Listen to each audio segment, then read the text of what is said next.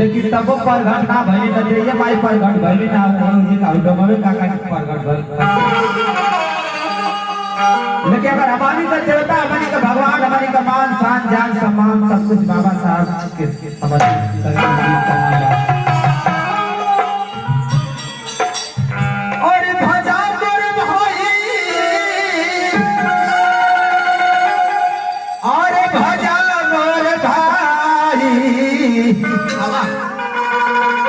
जय भीम भजाय मोर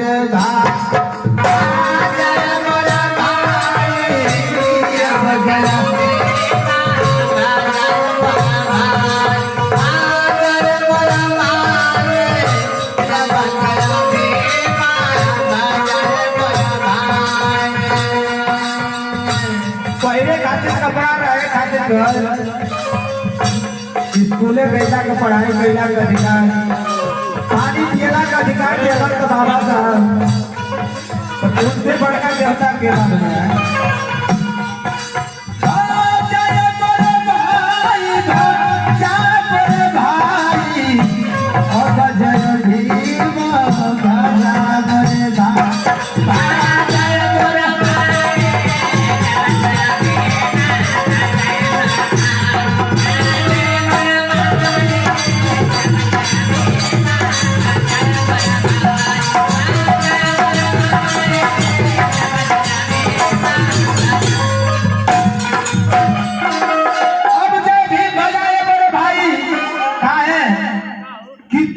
पूजला देवता पूजला घर कचमरिया माई हो घर कचमरिया देवी पूजला देवता पूजला घर कचमरिया माई चाहे घर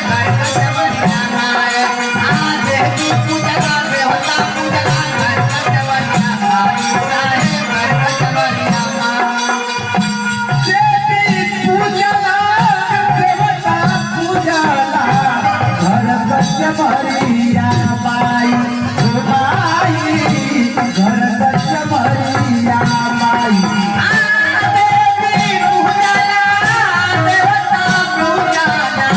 घर कचमरिया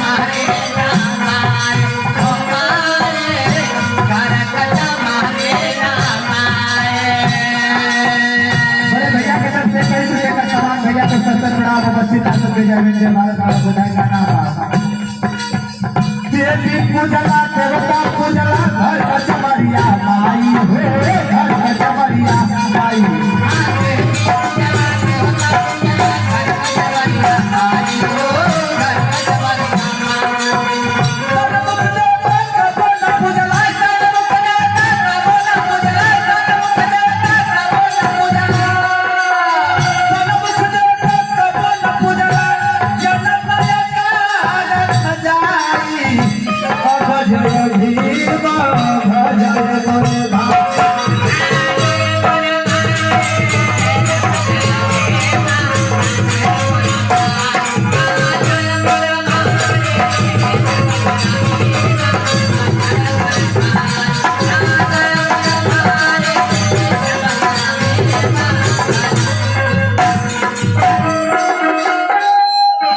का सामान चौधरी साहब तक वगैरह सलामत रहे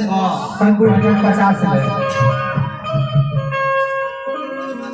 देवी पूजला देवता पूजला घर कचमरिया माई स्थान मुख देवता कबो न पूजला त जन्मो आकार धियाय विजय भेल ना मर मारे इतने ना अरे सुअर कटला कटला मुर्गा देला चढ़ाई हो मुर्गा देला चढ़ाई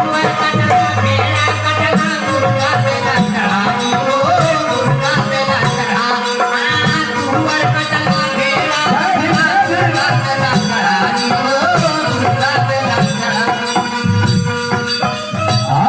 पहले चढ़ैया काली माई खाली 5 चढ़े देसी मुर्गा।